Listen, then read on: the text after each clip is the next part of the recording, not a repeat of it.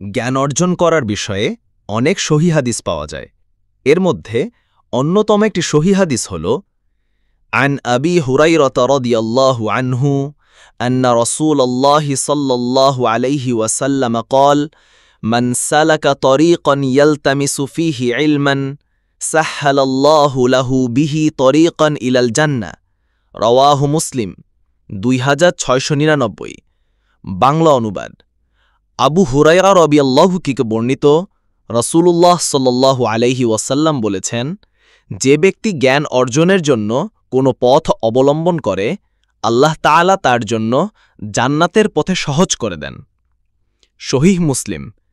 ব্যাখ্যা: জ্ঞান শুধু দুনিয়াবী উন্নতির জন্য নয়, বরং আখিরাতের সফলতার সাথেও সরাসরি যুক্ত। জ্ঞান অর্জনের প্রতিটি প্রচেষ্টা আল্লাহর কাছে ইবাদতের অন্তর্ভুক্ত, কারণ তা সঠিক আমলের দিকে পথ দেখায়।